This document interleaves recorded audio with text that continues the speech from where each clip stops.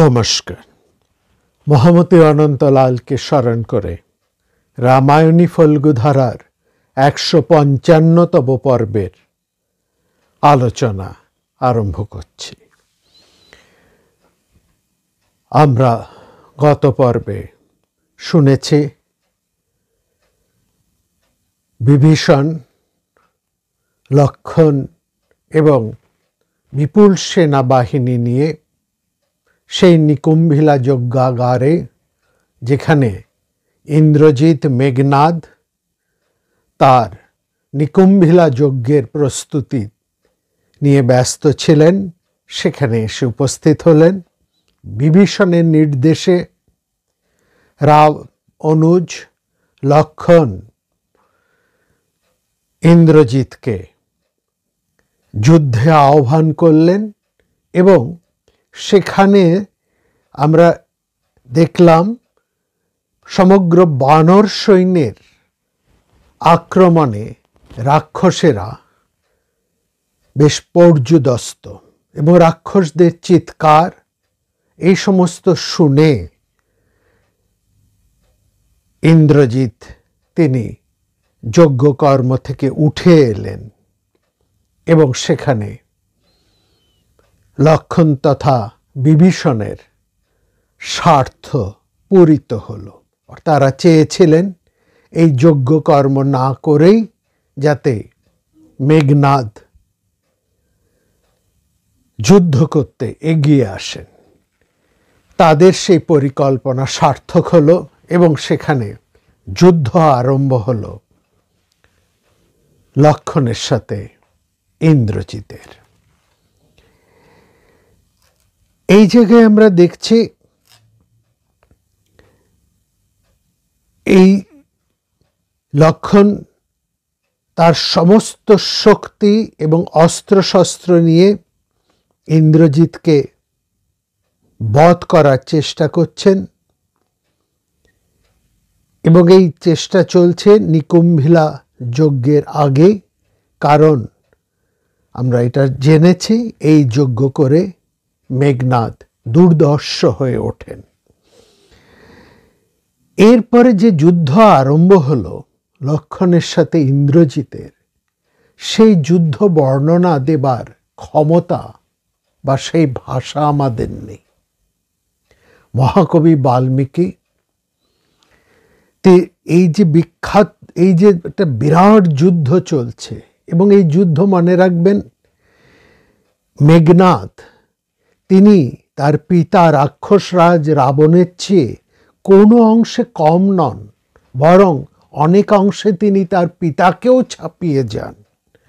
এবং যেহেতু সেইখানে ইন্দ্রজিতের সাথে লক্ষ্মণের যুদ্ধ চলছে এবং এই যুদ্ধের বর্ণনা রামায়ণের মধ্যে রয়েছে ৬-৭টি পর্ব ধরে কম করে, এবং সেখানে আমরা এটা বুঝতে পাচ্ছি যে লক্ষ্মণ তিনি রামচন্দ্রের চেয়েও কোনো অংশে কম নন, কম বড় বীর নন, যেমন ইন্দ্রজিৎ মেঘনাদ তিনি তার পিতা রাবণের চেয়েও কোনো অংশে কম বড় বীর নন সেখানে।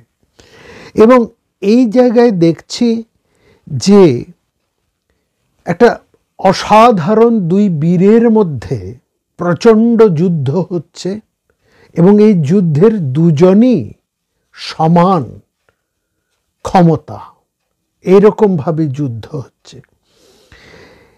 আর এই অধ্যায়ের পর অধ্যায় যে যুদ্ধ বর্ণনা, সেখানে আমরা দেখছি লক্ষ্মণের সারা শরীর রক্তে ভেসে যাচ্ছে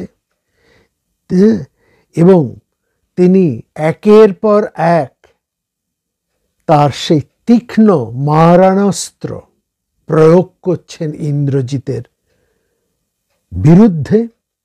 আর আশ্চর্য হয়ে এটাও লক্ষ্য করার, যে ইন্দ্রজিৎ,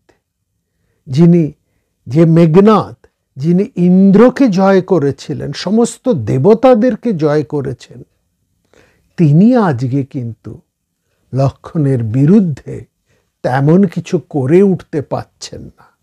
এবং ফলত শেষ পর্যন্ত আমরা দেখছি সেই অসাধারণ লক্ষ্মণের যুদ্ধ শক্তি এবং শেষ পর্যন্ত ইন্দ্রজিৎ বধ হলেন, মারা পড়লেন লক্ষণের হাতে। সেখানে মহাকবি মধুসূদন একটি লাইনে, দু চারটি শব্দের মধ্যে যা প্রকাশ করেছেন সেটাই এই আমাদের আলোচনার পক্ষে যথেষ্ট। নাশিলা দশনানাৎ আত্মজ সুর, নাশিলা দশনানাত্মজ সুরে দশরথাত্মজ। নাশিলা দশাননাত্মজ সুরে দশরথাত্মজ, অর্থাৎ দশরথ আত্মজ লক্ষণ, তিনি দশনন অর্থাৎ সেই দশানন রাবণের আত্মজ, সেই বীর ইন্দ্রজিৎ মেঘনাদকে বধ করলেন। লক্ষণের আমরা আগেই বলেছি সারা শরীরে রক্ত। তিনি বিভীষণ এবং হনুমানের উপর নির্ভর করে ফিরছেন ইন্দ্রজিৎকে বধ করে, কারণ তিনিও এই যুদ্ধ করে প্রায় অবসন্ন। রুধির ক্লিন্ন গাত্রস্তু লক্ষ্মণ শুভ লক্ষ্মণ। বিভীষণ এসে রামচন্দ্রের কাছে উপস্থিত হয়ে বললেন যে আপনার ভাই সেই মহান কর্ম সম্পাদন করেছেন, তার হাতে রাবণ পুত্র মেঘনাদ মারা পড়েছে। এই কথা শুনে রাম অত্যন্ত আনন্দিত হয়ে বললেন, তুমি উত্তম কাজ করেছ,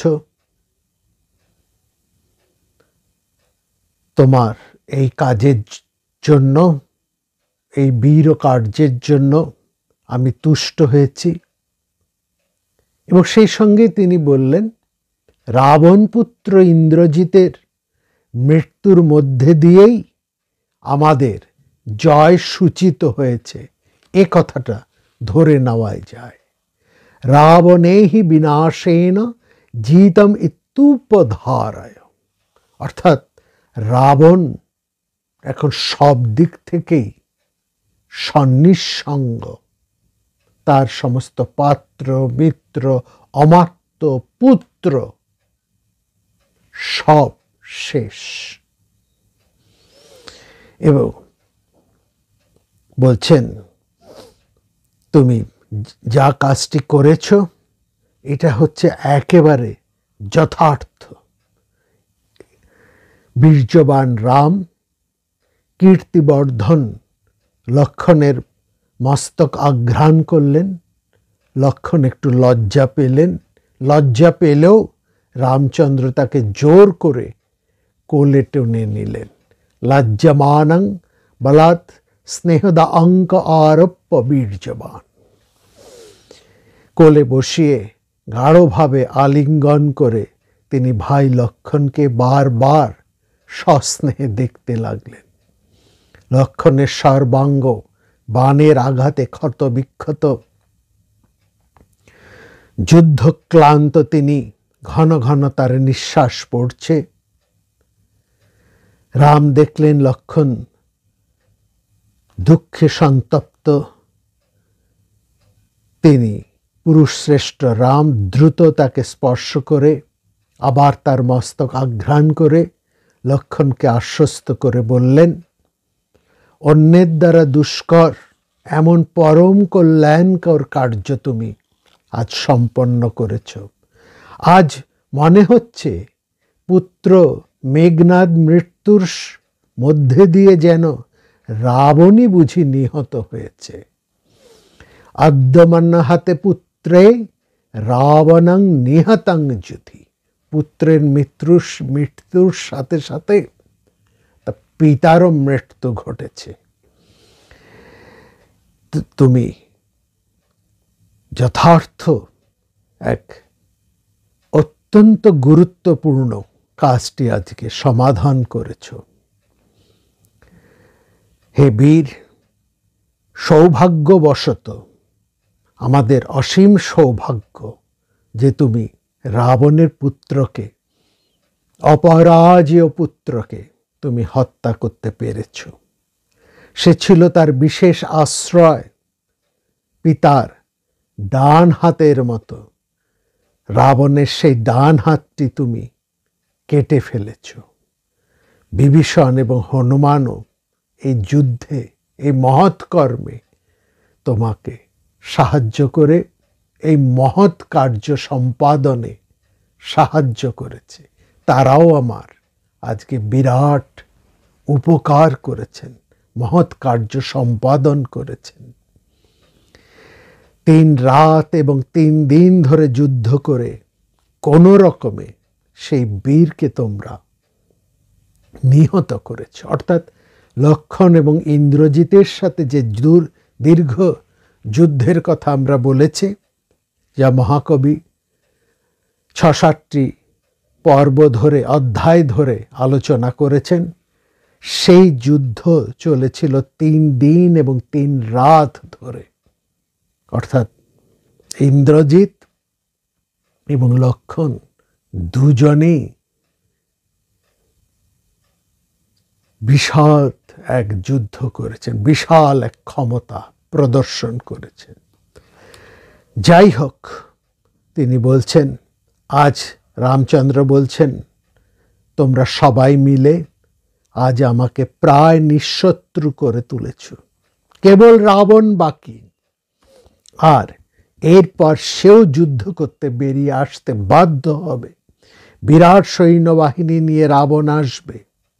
যখনই সে শুনবে তার পুত্র মেঘনাদ নিহত, পুত্রবধে সন্তপ্ত সেই রাক্ষস রাজ বেরিয়ে এলেই আমার বিশাল সেনাবাহিনী দিয়ে তাকে ঘিরে ধরব, অতঃপর তাকে আমি হত্যা করব। যদি লক্ষণকে উদ্দেশ্য করে রামচন্দ্র বলছেন, এই যুদ্ধে তুমি যদি আমার সহায় থাকো, তাহলে সীতা এবং ধরিত্রী কোনোটি আমার কাছে দুষ্প্রাপ্য হবে না। তয়া লক্ষেন নাথেন সীতা চ পৃথিবী চ মে। তয়া লক্ষণ নাথেন সীতা চ পৃথিবী চ মে। না দুষ্প্রাপ্য হতে তস্মিন শত্রুজেতরি চাহবে। অর্থাৎ তুমি যদি এই যুদ্ধে আমার সহায় থাকো, তাহলে সীতা এবং ধরিত্রী কোনোটি আমার কাছে দুষ্প্রাপ্য থাকবে না। অর্থাৎ দুটি আমি লাভ করতে পারব, সীতা এবং ধরিত্রী। নাথেন তয়া লক্ষণ নাথেন সীতা চ পৃথিবী চ মে। সীতা চ পৃথিবী চ মে। আমরা আমাদের সুধী এবং নিবিষ্ট রামায়ণী শ্রোতাদের এই জায়গাটিকে বিশেষভাবে লক্ষ্য করতে বলবো। সীতা চ পৃথিবী চ মে, না দুষ্প্রাপ্য হতে তস্মিন শত্রু জেতরি চাহবে। সীতা চ পৃথিবী চ মে। দেখুন, রামচন্দ্র তো এসছেন সীতা উদ্ধার করতে। সেই সঙ্গে তিনি কি বলছেন? কেবল সীতা নয়, তার লক্ষ্য কেবল, রামচন্দ্রের লক্ষ্য কেবল সীতা উদ্ধার নয়। তিনি সেখানে বলছেন সীতা চ পৃথিবী চ মে, না দুষ্প্রাপ্য হতে তস্মিন শত্রু জেতরি চাহবে। সীতা এবং পৃথিবী অর্থাৎ রাজ্য। কোন রাজ্য? রাবণের রাজ্য, অর্থাৎ লঙ্কা রাজ্য। সীতা এবং সমান গুরুত্বপূর্ণ হচ্ছে লঙ্কা। এই দুই আমার কাছে আর দুষ্প্রাপ্য থাকবে না যদি তুমি আমার সহায় থাকো। এই জায়গায় এই পৃথিবী অর্থাৎ এই লঙ্কা রাজ্য, পৃথিবী বলতে এখানে লঙ্কা রাজ্যকে বোঝানো হচ্ছে, অর্থাৎ রামচন্দ্র সীতা উদ্ধার করবেন, লঙ্কা জয় করবেন, এই দুটি তার কাছে বিশেষ গুরুত্ব। সীতা উদ্ধার করে কিন্তু তিনি চলে যাচ্ছেন না, তার লক্ষ্য কিন্তু আরেকটি।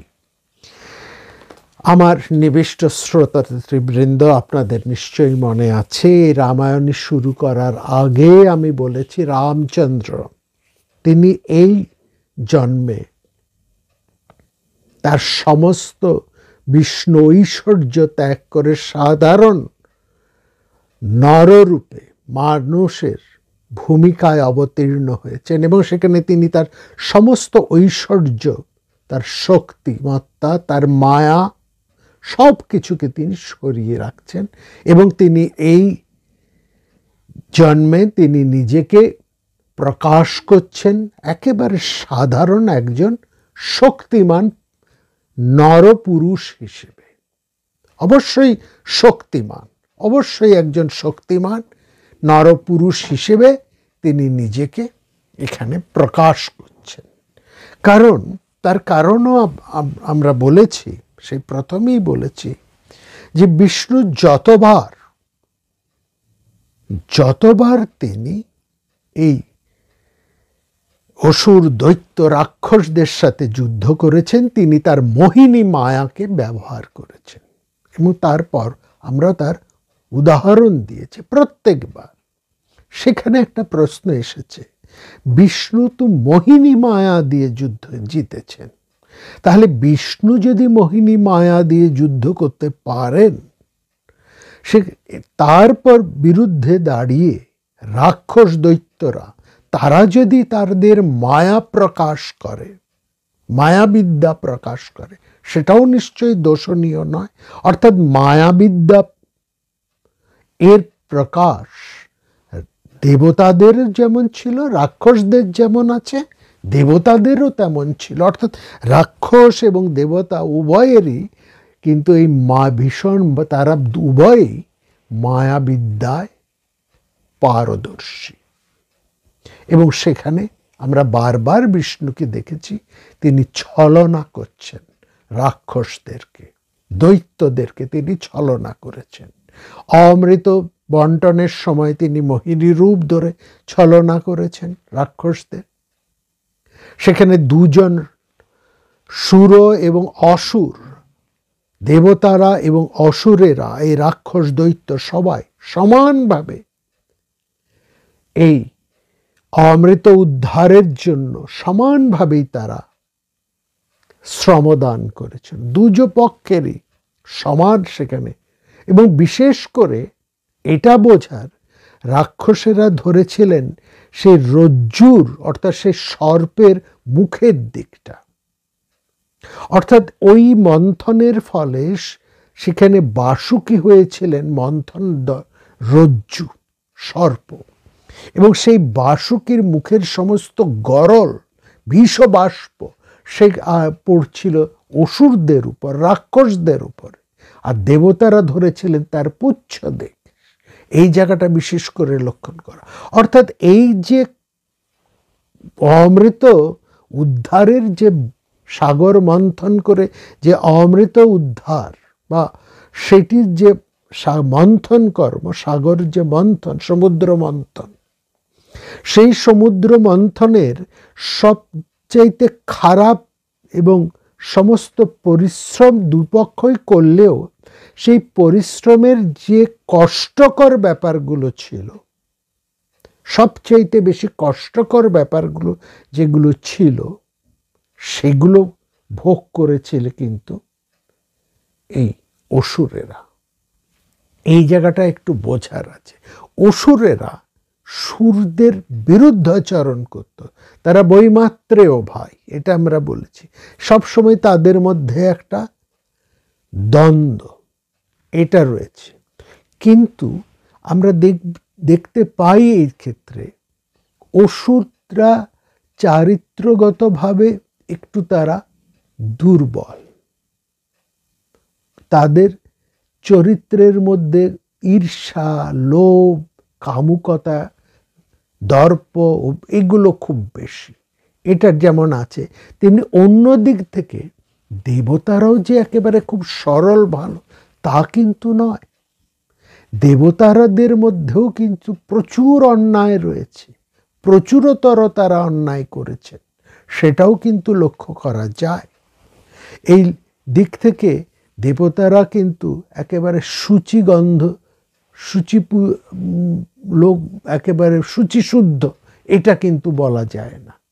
বহু ছলনার আশ্রয় তারা করেছেন, এবং তাদের মধ্যে নিজেদের মধ্যেও তারা কিন্তু সবসময় যে নিজেদের মধ্যেও তারা যে খুব ভালো ব্যবহার করতেন স্বজাতির সাথে, অর্থাৎ দেবলোকের মধ্যে সুরেরা যে পরস্পরের সাথে সবসময় একেবারে খুব ভালো ব্যবহার করতেন, নিয়ম অনুসারে ধর্মানুসারে তারা যে ব্যবহার করতেন তা কিন্তু নয়। তাদের নিজেদের মধ্যেও একটা কোন্দল ছিল। তারা পরস্পরের মধ্যে কিন্তু অন্যায়ের কাজ প্রচুর করেছেন, সেটাও ঠিক। কিন্তু ওই যখন যুদ্ধ হতো তখন তা দেবতারা এক কাট্টা হয়ে যেতেন, অসুররা এক কাট্টা, দেবতারা এক কাট্টা, এবং সেখানে যুদ্ধ। বরং আমরা দেখব অসুররাদের বুদ্ধিতে কিন্তু তারা দেবতাদের মতন এত কূট ছিলেন না। তাদেরকে যা বলা হতো তা তারা বিশ্বাস করতেন, এটা অসুরদের। না হলে যখন শুক্রাচার্য তপস্যা করতে গিয়েছেন তখন বৃহস্পতি তিনি শুক্রাচার্যের রূপ ধারণ করে দেবতাদের, এই অসুরদের মধ্যে কিন্তু অসুরদেরকে তিনি কিন্তু তখন বিভ্রান্ত করে ফেলেছিলেন, এবং অসুরেরা সরল বিশ্বাসে ওই বৃহস্পতিকেই শুক্রাচার্য ভেবে তার সমস্ত কথাবার্তা, যাবতীয় যা কিছু তার যা আদেশ তারা নির্দ্বিধায় কোনো রকম সংশয়হীন হয়েই কোনো প্রশ্ন না তুলেই তারা কিন্তু তা পালন করেছিল। এবং পরবর্তীকালে যখন আসল শুক্রাচার্য এসে উপস্থিত হন, তখন এই শুক্রাচার্য রূপী বৃহস্পতি তিনি দেবতাদেরকে কিন্তু ভুল বুঝিয়েছেন যে ও হচ্ছে নকল, এবং দেবতারা তাই মেনেছে। অর্থাৎ এই অসুররা কিন্তু তাই মেনে নিয়েছিল। অর্থাৎ অসুররা বলতে গেলে একটু মাথা মোটা ধরনের ছিল, তাদের এই সূক্ষ্ম বুদ্ধি যেমন নেই, তাদের কূটবুদ্ধিও তেমন নেই। এই জায়গাটা হচ্ছে বোঝার। আর এখানে রামচন্দ্র এবং রাবণের মধ্যে যে যুদ্ধ হতে চলেছে, এদের মধ্যে ভালো করে লক্ষ্য করার এটা, যেটা আমরা প্রথমেই বলেছি, রামচন্দ্র এখানে যিনি বিষ্ণুর অবতার, তিনি এই জন্মে তার সমস্ত ঐশ্বর্যকে, সমস্ত মোহিনী মায়াকে, ঐশ্বর্য নয়, তার সমস্ত সেই মোহিনী মায়াকে সরিয়ে রেখে এসছেন। এখানে তিনি একজন শক্তিমান পুরুষ হিসেবেই অবতীর্ণ হয়ে যুদ্ধ করছেন। রামচন্দ্র এবং রাবণের মধ্যে যে যুদ্ধ হবে, সেই যে যুদ্ধ, এই দুপক্ষের মধ্যে দুজনই কিন্তু মনে রাখবেন দুজনই আর্য পুরুষ, দুজনের মধ্যে আর্য ভাবধারার বর্তমান, দুজনই বেদ চর্চা করেন, বেদবিহিত ক্রিয়াকর্মাদি করেন, এবং ওই যে কথা আমরা বলি যে রামচন্দ্রের মধ্যে যে আর্য রক্তর ধারা রয়েছে, যে আর্য সংস্কৃতি রয়েছে, সেটা রাবণের মধ্যেও রয়েছে, একই রকম ভাবে রয়েছে। রাম এবং রাবণের এই যুদ্ধ কিন্তু আর্য অনার্যের যুদ্ধ নয়। যারা আর্য অনার্যের তত্ত্ব বলেন তারা ভুল বলেন, তারা রামায়ণ খুঁটে পড়েন। কেন নয়, এই জায়গাটায় আমরা আজকের পর্বেই আমরা সেটা দেখব। তবে হ্যাঁ, যে কথা আমরা বলছিলাম যে রামচন্দ্র এখানে কেবল সীতা উদ্ধার তার লক্ষ্য নয়। রামচন্দ্র এখানে বনগমন, যখন বনের শিকার যখন তিনি করে নিলেন, তার এই বনবাস তিনি যখন স্বীকার করে নিলেন পিতার, সেখানে ভালো করে লক্ষ্য করুন, রামচন্দ্র সেখানে কেবল একটা খুব ঠান্ডা মাথায় তিনি যেন একটা পরিকল্পনা করে নিয়েছেন। আমরা সে কথা প্রথমেই বলেছি। রামচন্দ্র তার ভাইদেরকে খুব ভালো করে জানতেন, বিশেষ করে ভরতকেও তিনি খুব ভালো করেই জানতেন। রামচন্দ্র এটা জানতেন, তার অবর্তমানে তার বইমা, তার বিমাতা অর্থাৎ কইকেয়ী, তার কনিষ্ঠা জননী, তিনি যতই কিছুই পরিকল্পনা করুক না কেন, সেই পরিকল্পনা সার্থক হবে না। কারণ তিনি ভরতকে খুব ভালো করে জানতেন। তিনি জানতেন ভরত এটা কিছুতেই মেনে নেবে না। এবং শুধু ভরত কেন, রামচন্দ্রের বিরুদ্ধে তার কোনো ভাই যাবে না, ভরত তো নয়। সুতরাং এই যে বনবাস, এটিকে রামচন্দ্র ঠিক আরেকটা বিশদভাবে গ্রহণ করেছে। এবং সেখানে আমরা মহাভারতের যুক্তিটাও তুলে ধরেছিলাম। নিশ্চয়ই আপনাদের সেই রামায়ণী পর্বের প্রারম্ভিক যে আলোচনাগুলো মনে আছে। সেখানে আমরা বলেছিলাম, যুধিষ্ঠির যখন ইন্দ্রপ্রস্থের রাজা হলেন, তখন তিনি কিন্তু রাজা হবার যে একজন যোগ্যতা থাকে, সেই যোগ্যতা তার মধ্যে তৈরি হয়নি। শুধু তিনি ইন্দ্রপ্রস্থের রাজা হয়েছেন তাই নয়, ঘটনাচক্রে শ্রীকৃষ্ণের হস্তক্ষেপে, তার সহায়তায় তিনি রাজচক্রবর্তী সম্রাট পর্যন্ত হয়ে গেলেন। এটা একেবারে প্রায় পড়ে পাওয়া 14 আনা। যার রাজা হবারই যোগ্যতা নেই, তিনি কিনা হয়ে গেলেন ভারত সম্রাট। আসলে সেই সময় ইতিহাসের ঘটনাটাকে যদি আমরা দেখি, সেটা এরকমই হবারই যেন ছিল। অর্থাৎ শ্রীকৃষ্ণ তিনি এক এক করে তার শত্রুদেরকে বধ করছেন। শত্রু বধ মানে কোন শত্রু? তার একমাত্র শত্রু হচ্ছে জরাসন্ধ।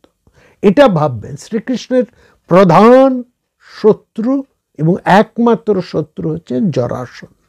যে জরাসন্ধের ভয়ে শ্রীকৃষ্ণ তার জ্ঞাতি গোষ্ঠী নিয়ে মথুরা ছেড়ে দ্বারকায় পালিয়ে এসেছেন এবং সেখানে তিনি আছেন। জরাসন্ধ বারবার মথুরাকে আক্রমণ করছেন এবং নিরীহ মথুরাবাসীরা মারা পড়ছেন জরাসন্ধের হাতে। শ্রীকৃষ্ণ বুঝলেন এখানে থাকা তার পক্ষে একেবারেই ঠিক হবে না, কারণ মথুরা একটা প্রাচীন নগর, তার সুরক্ষার ব্যবস্থাও এত কিছু ভালো না, আর দীর্ঘদিন এখানে থেকে জরাসন্ধের বিরুদ্ধে যুদ্ধ করা যাবে না। আর তাছাড়া জরাসন্ধের যে ক্ষমতা, তার যে সামরিক শক্তি, সামনাসামনি তার সঙ্গে যুদ্ধ করে শ্রীকৃষ্ণ একবারের জন্য বাঁচতেই পারবেন না। যুদ্ধ জয় তো দূরের কথা। সুতরাং তিনি সেখানে গেরিলা পদ্ধতি নিলেন। কখনো তিনি কোনো বুদ্ধে এই 16-17 বার যে জরাসন্ধের সাথে যুদ্ধ হয়েছে শ্রীকৃষ্ণের, একবারের জন্য তিনি তার মুখোমুখি হননি। তিনি উপায় করলেন সেই গেরিলা যুদ্ধের, এবং শুধু তাই নয়, তিনি এক এক করে জরাসন্ধের ডানা ছাড়তে আরম্ভ করলেন। এই ডানা ছাড়তে ছাড়তে ছাড়তে শেষ পর্যন্ত জরাসন্ধ যখন একমাত্র অবশিষ্ট আর কেউ নেই, শিশুপাল পর্যন্ত বধ হয়ে গিয়েছে, নরক, হংস, ডিম্বক সবাই মারা গেছে, পৌণ্ড্র বাসুদেবও মারা গেছেন, সবাই জরাসন্ধের একেবারে তাকে মিত্রহীন অমাত্যহীন করে ফেলেন, যেরকম রামচন্দ্র দেখুন একই রকম ভাবে রাবণের মিত্র অমাত্য পুত্র শেষ করে ফেললেন। ঠিক একইভাবে শ্রীকৃষ্ণ জরাসন্ধের সমস্ত ডানা চেটে তাকে নিঃসঙ্গ করলেন। কিন্তু জরাসন্ধ একলাই ভয়ঙ্কর, যেমন রাবণ একলাই ভয়ঙ্কর। রাবণকেও বধ করতে হবে। ওখানে জরাসন্ধকে বধ না করলে জরাসন্ধ কিন্তু আবার ভয়ঙ্কর হয়ে উঠতে পারে। শ্রীকৃষ্ণ এটা জানে। অতএব জরাসন্ধকে বধ করতে হবে। সেখানেও দেখুন শ্রীকৃষ্ণ সরাসরি নিজে জরাসন্ধের সামনে যাননি, এবং জরাসন্ধের সঙ্গে তিনি সম্মুখ যুদ্ধেও কাউকে পাঠাননি। কি করলেন? ব্রাহ্মণ বেশী শ্রীকৃষ্ণ একটু ঝুঁকি নিলেন। আসলে শ্রীকৃষ্ণ অত্যন্ত বুদ্ধিমান এবং প্রচণ্ড সাহসী। তিনি যতটা বুদ্ধিমান ততটাই সাহসী। এই তার বুদ্ধি এবং সাহস, এই দুই স্তম্ভের উপর দাঁড়িয়েই তিনি কিন্তু ভারতবর্ষের ক্ষত্রিয় বৃন্দের মূর্ধায় তিনি অবস্থান করছেন। সমস্ত ক্ষত্রিয়, ভয়ঙ্করতম ক্ষত্রিয় শক্তি, সেই সময় বিরাট বিরাট ক্ষত্রিয় পুরুষেরা বর্তমান, তাদের সকলের মূর্ধায় দাঁড়িয়ে সারা পৃথিবীকে এই মহাযুদ্ধে তিনি নিক্ষত্রিয় করে দিলেন, প্রায় পরশুরামের মতন। মহাযুদ্ধের পর একটি ক্ষত্রিয় কিন্তু বেঁচে রইলেন না। রইলেন পাণ্ডবেরা কয়জন, আর 2-4 জন মানুষ। তাদের ক্ষত্রিয়ের যে তেজ, যে শক্তি, সেটা কিন্তু এই মহাযুদ্ধের সঙ্গে শেষ হয়ে গিয়েছিল। যাই হোক, সে অন্য কথায় ফিরে আসি জরাসন্ধ বধের। সেখানেও কৃষ্ণ দেখুন জরাসন্ধের সাথে সরাসরি যুদ্ধ করলেন না। তারা 3 জনে, অর্জুন, ভীম আর নিজে, ব্রাহ্মণ বেশ ধরে প্রবেশ করলেন জরাসন্ধের ডেরায়। মুশিক যেমন বিষধর সর্পের গহ্বরে প্রবেশ করে, ঠিক সেরকম ভাবে, এবং সেখানে ভয়ঙ্কর একটা ঝুঁকি নিলেন তিনি। অর্জুন, ভীম এবং নিজে দাঁড়িয়ে তারা জরাসন্ধকে বললেন, আপনার সাথে আমরা মল্ল যুদ্ধ করব, এর মধ্যে কাকে আপনি যার সঙ্গে বেছে নিবেন তার সাথেই যুদ্ধ হবে। কি ভয়ঙ্কর একটা ঝুঁকি শ্রীকৃষ্ণ নিলেন। কেন মহাভারতের এই কথা বলছি, আসবো রামায়ণ বুঝতে। এই মহাভারতের এই জায়গাটাও কিন্তু ভীষণ দরকার। এই জায়গাটা প্রচণ্ড ঝুঁকি তিনি নিলেন। এই ঝুঁকি, জরাসন্ধ যদি ভীমকে ছেড়ে অর্জুনকে বেছে নিতেন, তাহলেই তো সব শেষ হয়ে যায়। কারণ শর্ত ছিল এই যুদ্ধে একজন হয় জরাসন্ধ, না এরা, যে বাঁচবে সেই হবে অধীশ্বর। কারণ শ্রীকৃষ্ণ এটা জানতেন। তিনি ভালো করে তার শত্রু চরিত্রদেরকে পড়তে পারতেন। বলেছি তার অগাধ প্রজ্ঞা, অগাধ কূটবুদ্ধি, তেমনি ঝুঁকি নেবার ক্ষমতা। তিনি জানতেন জরাসন্ধ তার ক্ষত্র ধর্ম থেকে কখনো সরে আসবেন না।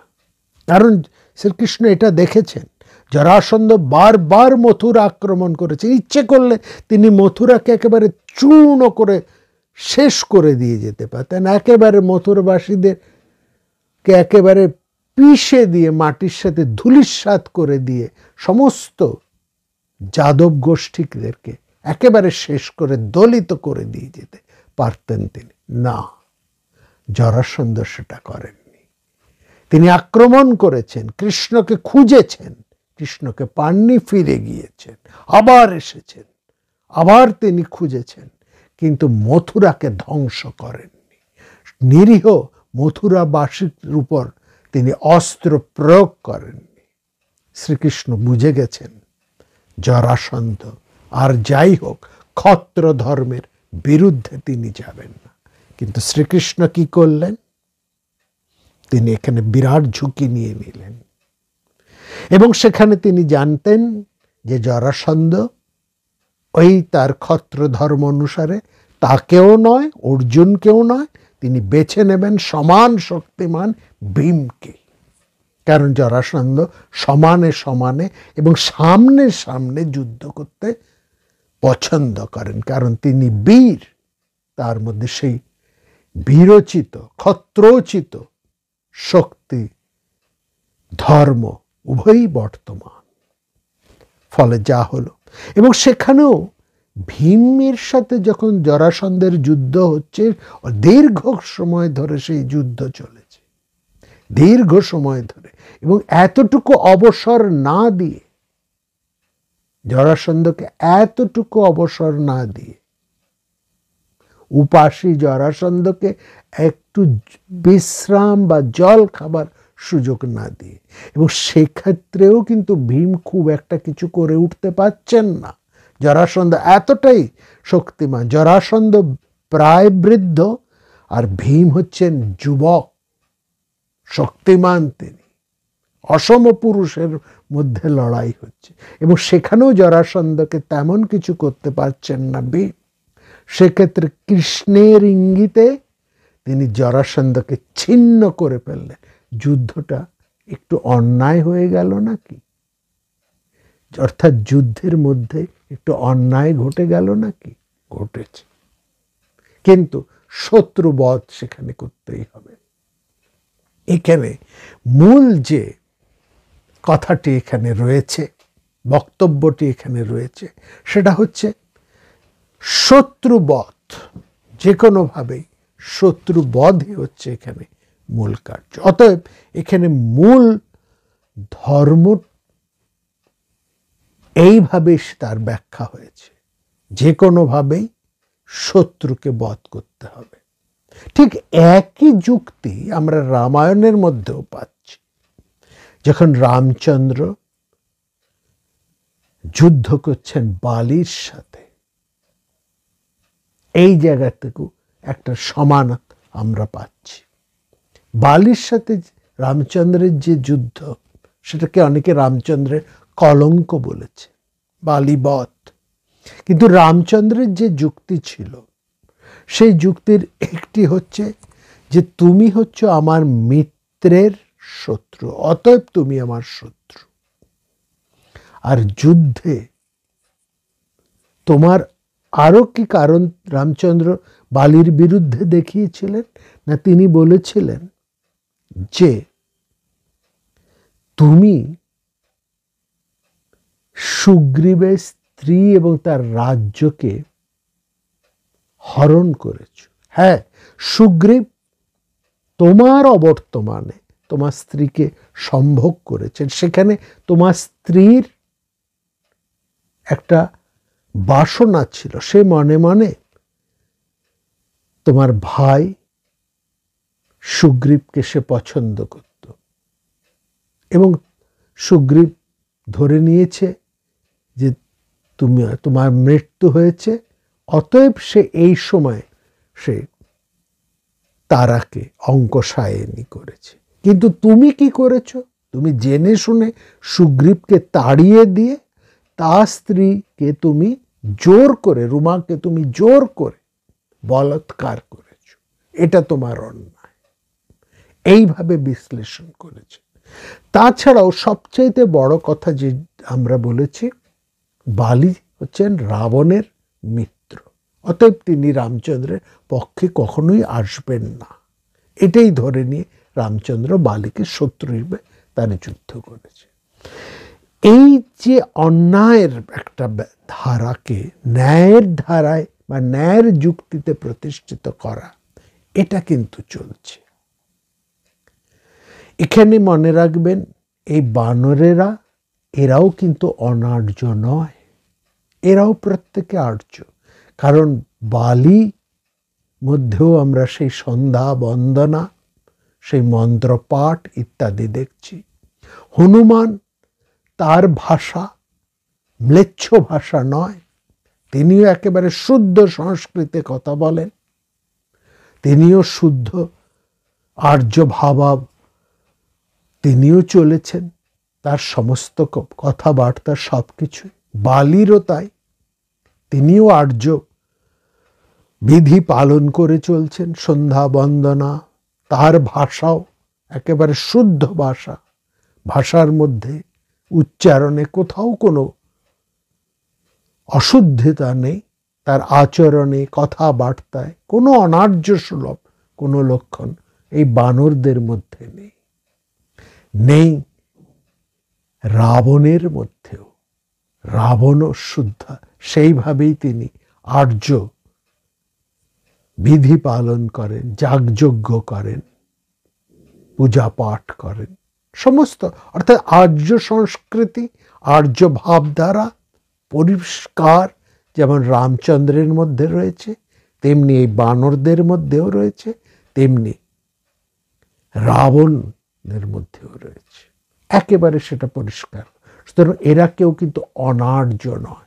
এই এক আর্য গোষ্ঠীর সাথে আরেক আর্য গোষ্ঠীর বিবাদ, যেটা আমরা একেবারে ঋগ্বেদের প্রারম্ভেই দেখেছি, সেই বৈদিক সভ্যতার প্রারম্ভ থেকেই যা দেখে এসেছি, দুটি কারণের জন্য আর্যরা পরস্পর গোষ্ঠীর দ্বন্দ্ব হতো, গোষ্ঠী পরস্পরের মধ্যে তাদের যুদ্ধ বিগ্রহ আর্যদের মধ্যে লেগেই থাকতো। এক হচ্ছে জমির জন্য, দ্বিতীয় হচ্ছে স্ত্রী বা স্ত্রী লোকের জন্য। এখানেও তাই, রাম এবং রাবণের ক্ষেত্রেও ঠিক একই ব্যাপার, স্ত্রী ঘটিত এবং জমি ঘটিত। রামচন্দ্র এই যে বনবাস স্বীকার করে নিয়েছেন, এখানেও তাই যে কথা আমরা বলছিলাম, তিনি জানেন যেটি নির্দিষ্ট, তার অযোধ্যার সিংহাসন সুরক্ষিত, ঠিক আছে, এর মধ্যে দিয়ে তিনি আরেকটু তার সাম্রাজ্যকে বাড়িয়ে নিতে হবে। অর্থাৎ ওখানে যে মহাশক্তিমান রাবণ রয়েছেন, তাকে না সরাতে পারলে রামচন্দ্র নিরঙ্কুশ সাম্রাজ্যের অধিকারী হয়ে উঠতে পারেন। এটা নয়, এটা ঠিক নয় যে রামচন্দ্র অযোধ্যায় বসে রাবণের খবর জানতেন না। রাবণ ত্রিভুবন বিজয়ী, বারবার তিনি ইন্দ্রকে জয় করেছেন, স্বর্গ জয় করেছেন, বহু সমস্ত ইন্দ্রলোক বরুণ লোক তিনি জয় করে চলেছেন, এমনকি তিনি কৈলাস জয় করতে পর্যন্ত চলে গিয়েছেন। তার খবর অযোধ্যায় আসবে না, যেখানে দশরথের সাথে দেবতাদের দহরম মহরম, যেখানে তিনি তাদের হয়ে যুদ্ধ করতে যান। অতএব রাবণের খবর নিশ্চয়ই রামচন্দ্রের কাছে ছিল, এবং এই পথেই তিনি কিন্তু সেটিকে ধরেও নিলেন, অর্থাৎ বনবাসের মাধ্যমে তিনি নিজেকে প্রস্তুত করে নিলেন। যেমন এই বনবাসের মধ্যে দিয়ে যুধিষ্ঠিরও কিন্তু নিজেকে প্রস্তুত করেন নিয়ে। দেখুন, দুটো জায়গার মধ্যে একটা কেমন সিমিলারিটি রয়েছে। যুধিষ্ঠির অন্যায় পাশা খেলাকে মেনে নিলেন, যিনি সারা জীবনে কখনো অন্যায়ের সাথে মানেননি, তিনি অন্যায় পাশা খেলাটাকে মেনে নিলেন, অন্যায় পরাজয়টাকে তিনি স্বীকার করে নিলেন। এখানে এই প্রশ্ন কি ওঠে না, যিনি চিরকাল ন্যায়ের পথে করে চলেছেন, যেখানে অন্যায় হচ্ছে সেখানে তিনি বারবার প্রতিবাদ করেছেন, এইখানে তিনি কেন চুপ করে স্বীকার করে নিচ্ছেন? কেন তিনি প্রতিবাদ করলেন না? একটি কথাও বললেন না? কেন তিনি চুপচাপ তার ভাই স্ত্রীদেরকে নিয়ে বনবাসে দিকে বেরিয়ে পড়লেন? সেই ভারত কথার মধ্যে আমরা তার ব্যাখ্যা করেছি। সেখানে যুধিষ্ঠির এটা জানতেন, কেবলমাত্র তার আর্থিক এবং সামরিক শক্তি তেমন বেশি নয়, তিনি রাজা হয়ে বসেছেন, সম্রাটও হয়ে গেছে, কিন্তু সবটাই অন্যের বদান্যতায়, অর্থাৎ শ্রীকৃষ্ণের বদান্যতায়। যে কথা বলছিলাম, শ্রীকৃষ্ণ তিনি ওই যে জরাসন্ধকে বধ করেছেন, যা তাকে করতেই হতো, চলনার মধ্যে দিয়ে জরাসন্ধ বধ হয়ে গেছে, অতএব জরাসন্ধ বধ হয়েছে না, অতএব এখন শ্রীকৃষ্ণ তাহলে কাকে সম্রাট করবেন? নিজে তো তিনি রাজা হতে পারবেন না, কারণ তার গোষ্ঠীর মধ্যে এত কোন্দল, তিনি সিংহাসনে বসতে পারবেন না। আর তার গোষ্ঠীভুক্ত কাউকেই তিনি সম্রাট করতে পারবেন না। একজনকে সম্রাট করলে আরেকজন বিরুদ্ধচারণ করুক, অথচ তার গোষ্ঠীর সবার মধ্যে একটা ঐক্য শ্রীকৃষ্ণের ভীষণ দরকার। এই গোষ্ঠীর স্বার্থ রক্ষার জন্য তিনি চিরকাল যাদবদের সেবা করে গেছেন, কিন্তু শেষ পর্যন্ত তিনি তা রাখতে পারেননি। এটা হয়েছে কথা। কিন্তু তাহলে তিনি কাকে বসাবেন? তিনি বসাবেন একজন দুর্বল লোককে। অন্তত এখানে সেখানে রয়েছে পাণ্ডবেরা, যারা কোনোদিনই শ্রীকৃষ্ণের বিরুদ্ধাচরণ তো করবেই না, বরং শ্রীকৃষ্ণের আজ্ঞানুবর্তী হয়ে চলা ছাড়া তাদের আর কোনো শক্তি নেই। অতএব তিনি খুব জেনে শুনে, অত্যন্ত ধার্মিক, প্রজ্ঞাবান, কিন্তু সামরিক শক্তিতে তত শক্তিমান নন, একজন নম্র, ভদ্র, সজ্জন মানুষকে তিনি সিংহাসনে সম্রাট হিসেবে বসিয়ে দিলেন ইন্দ্রপ্রস্থের। ফলে যা হবার তাই হলো।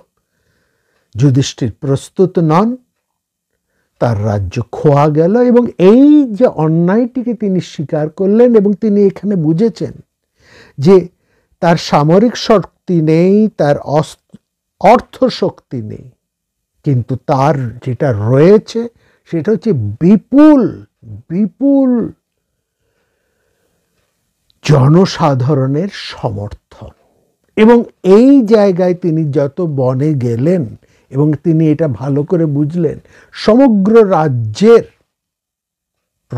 সাধারণ প্রজাবাসী তথা রাষ্ট্রশক্তির সেই সময়ের অন্যতম এক প্রধান স্তম্ভ এই বিদ্বজ্জনদের একচ্ছত্র নিঃশর্ত একচ্ছত্র সমর্থন তিনি লাভ করবেন। এটা ভীষণ দরকার।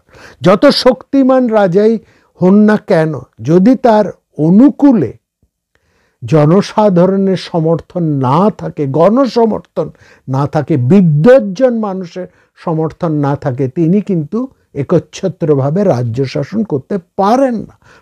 যত শক্তিমানই যত তিনি হন না কেন, যতই পরাক্রান্ত হন না কেন, বিদ্বজ্জন এবং জনসাধারণ এই দুয়ের শক্তি প্রচণ্ড দরকার। এটা আমরা আজকের দিনেও দেখছি। এই শক্তি কে তিনি আরেকটু বেশি করে বাড়িয়ে নিলেন যুধিষ্ঠির। তার এই অন্যায়টা ফেটে পড়ল সাধারণ মানুষ, তার পক্ষে যে অন্যায় হয়ে চলেছে, এবং সেসবের ব্রাহ্মণেরা। সুতরাং এই ব্রাহ্মণ্য শক্তি এবং জনশক্তি দুটি যুধিষ্ঠির ভালোভাবে প্রয়োগ করেছে।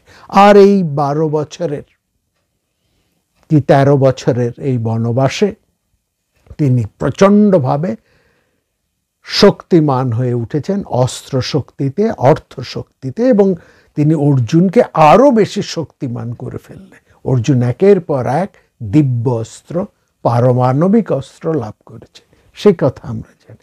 এইখানেও রামচন্দ্র দেখুন একই রকম ভাবে তিনি জানেন তার সিংহাসন সুরক্ষিত থাকবে, যেমন যুধিষ্ঠির জানতেন তার প্রতি সবার যে সমর্থন আছে সেটা আরো বাড়বে, বই কম না। রামচন্দ্রও জানতেন যে জনসমর্থনও তার দিকে আছে, এবং তার ভাইরাও তাকে বিরুদ্ধচারণ করবে না। অতএব এইভাবে তিনি তার সাম্রাজ্যের কে বাড়িয়ে নিতে হবে। সেখানে 1 2 4 হয়ে গেল, 2 2 মিলে গেল সেখানে। এবং সীতা দেখবেন সেখানে বারবার রামচন্দ্রকে বলছেন, তুমি বনে যাচ্ছ, তুমি পিতৃসূত্র পালনের জন্য বনে যাচ্ছ, কিন্তু তুমি সেখানে ক্ষত্র বীর্য প্রকাশ করছো কেন? রাক্ষসদের শুধু শুধু তুমি পায়ে পা লাগিয়ে ঝামেলা করছো কেন? এ কথা বারবার সীতা বলছেন, কিন্তু সীতা তো বুঝতে পারছেন না রামচন্দ্রের উদ্দেশ্য। রামচন্দ্র কিন্তু জানেন এইখানেই তিনি, সেখানেই দেখবেন ব্রাহ্মণেরা রামচন্দ্রের কাছে এসে বলেছেন, আমরা রাক্ষসদের দ্বারা ভীষণ অত্যাচারিত, আমরা নির্বিঘ্নে করতে পাচ্ছি না, যজ্ঞকর্ম ইত্যাদি কাজকর্ম করতে পাচ্ছি না, আপনি আমাদেরকে সুরক্ষা দিন। কিন্তু রামচন্দ্র তো রাজা নন, সুরক্ষা দেবার কথা তো ভরতের। রামচন্দ্র তো তাদেরকে ভরতের কথা বলতে পারতেন, তা নয়। তিনি কিন্তু সেখানে যেন as if he is the king, তিনিই রাজা হয়ে তিনি সেই কাজ করে চলেছেন। একবারের জন্য তিনি ভরতের সঙ্গে এ ব্যাপারে পরামর্শ করেননি। আসলে আইনত তো ভরতই রাজা, রামচন্দ্র তো রাজা নন। কিন্তু লক্ষ্য করুন, ভরত নিষ্ক্রিয়, সক্রিয় কিন্তু রামচন্দ্র।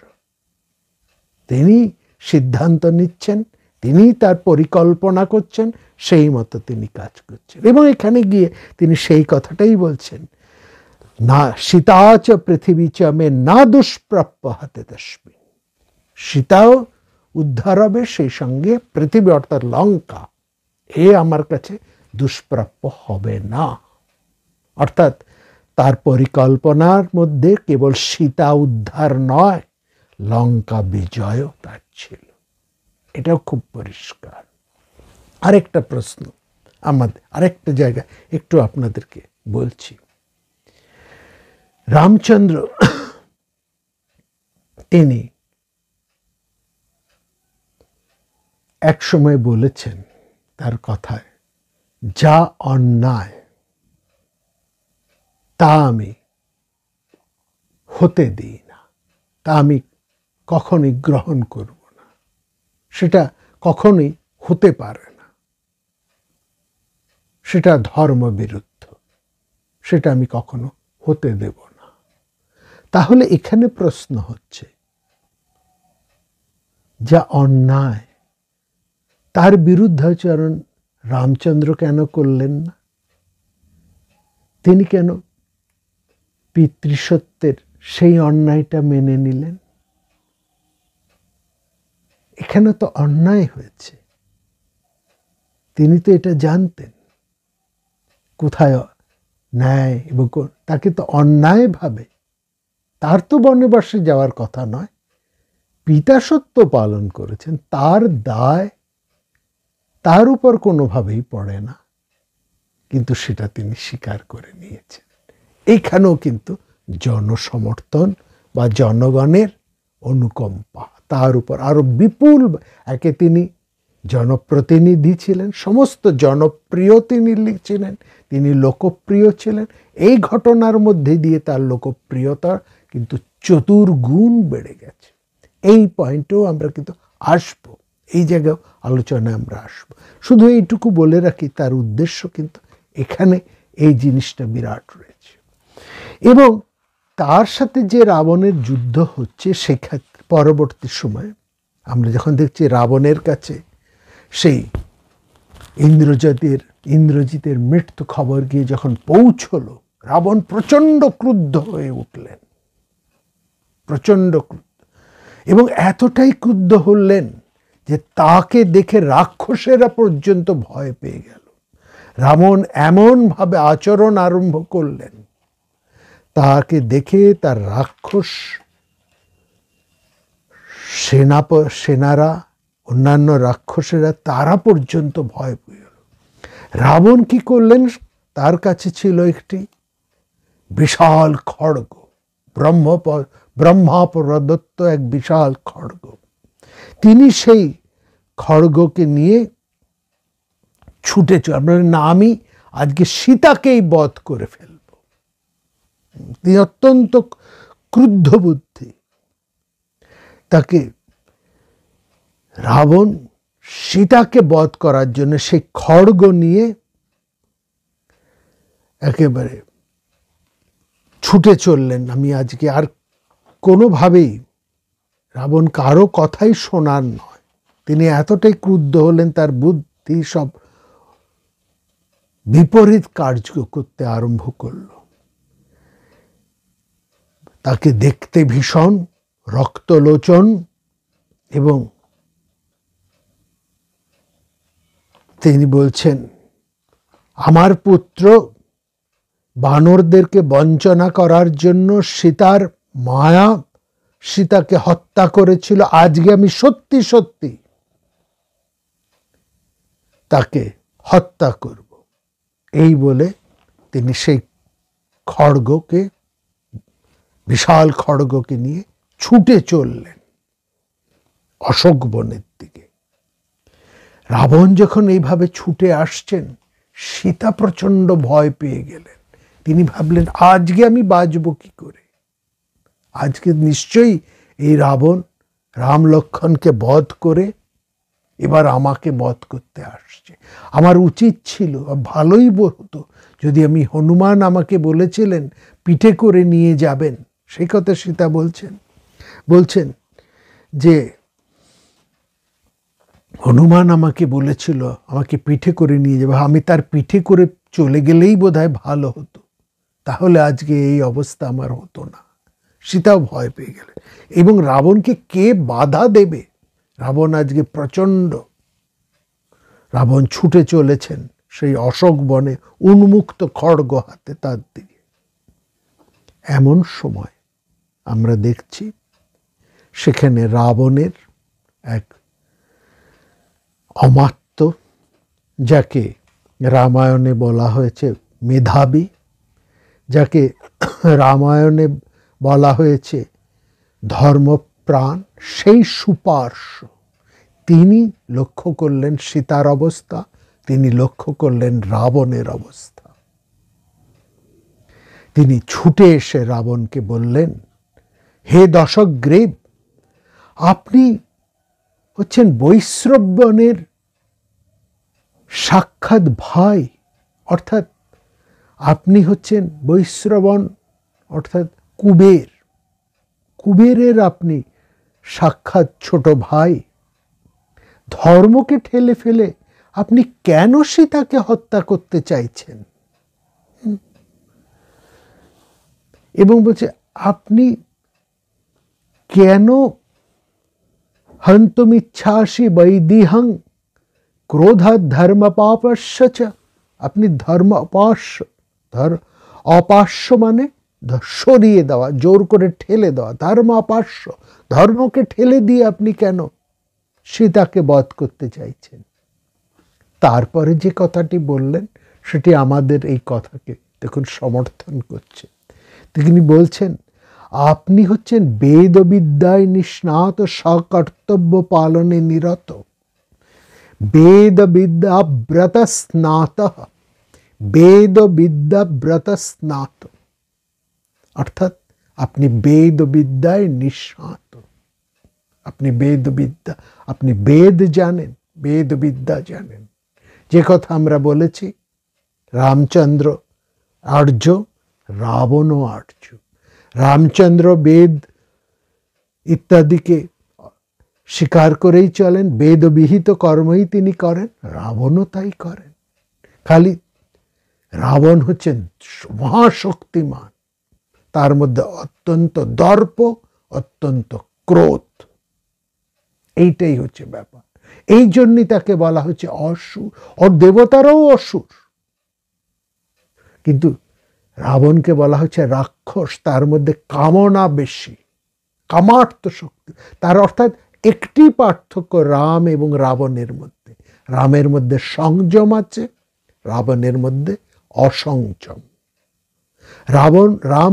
রামচন্দ্র হচ্ছেন সংযমের প্রতিমূর্তি, রাবণ হচ্ছে অসংযমের মূর্তি। এই হচ্ছে পার্থক্য। নাহলে দুজনেই শক্তিমান, দুজনেই আর্য পুরুষ, দুজনেরই বিরাট তপস্যা। রাবণ কোনো অংশে কম নয়, তিনি বেদবিদ্যায় পণ্ডিত মানুষ, তিনি বেদ সুক্ত রচনাকারী, কিন্তু ওই যে একটি ব্যাপার, তার মধ্যে সংযম কম, সংযমহীনতার জন্যই তার সিদ্ধান্ত ভুল হয়ে যায়। অসংযমী বলেই তাই অত শক্তিমান হয়েও পদে পদে তার ভুল ঘটে। এইখানেই রামচন্দ্র জিতে যাচ্ছেন, রাবণ হেরে যাচ্ছে। এই চরিত্রের সংযমটাই হচ্ছে সবচাইতে বড় কথা। এইটি রাবণের অভাব। তখন বলছেন সুপার্শ্ব, আপনি বেদবিদ্যায় নিঃস্বাত, সকর্তব্য পালনে নিরত, সকর্ম নিরতস্তথা। এটাও বিশেষ করে লক্ষ্য করার, অর্থাৎ তিনি কর্তব্য পালন করেন, মাঝে মাঝে তার ওই কামনা, তার ক্রোধ, তার দর্প তাকে পথভ্রষ্ট করে দেয়, তাকে সমস্ত মঙ্গল থেকে নষ্ট করে। এবং সেখানে বলছেন, হে রাক্ষসর, বীর হয়েও আপনি কিসের জন্য স্ত্রী হত্যায় প্রবৃত্ত হচ্ছেন? আপনি রূপবতী সীতাকে ভালো করে দেখুন, তারপর আমাদের সঙ্গে যুদ্ধে রামের বিরুদ্ধে ক্রোধ প্রকাশ করুন।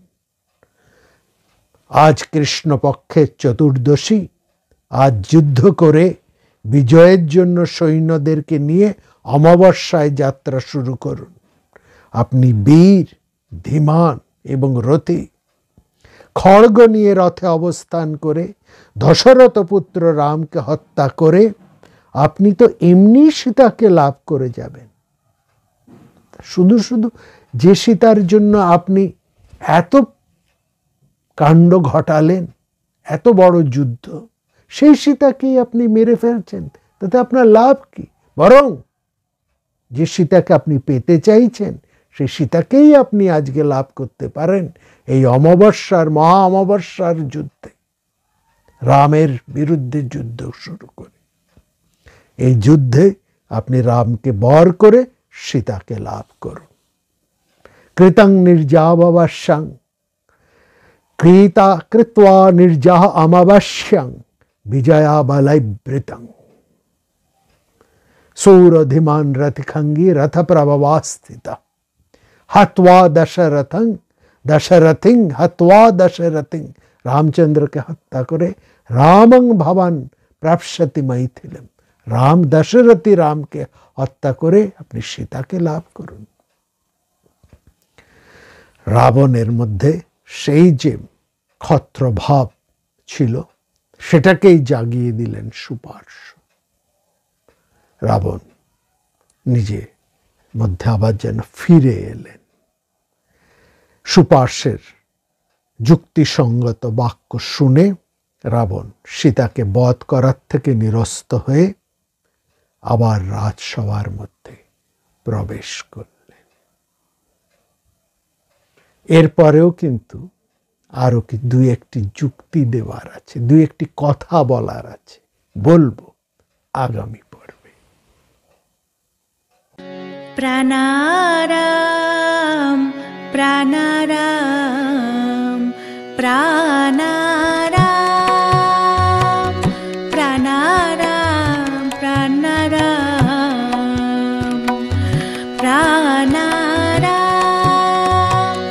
কি যেন লুকানো নামে তাই মিষ্ট এত তব নাম।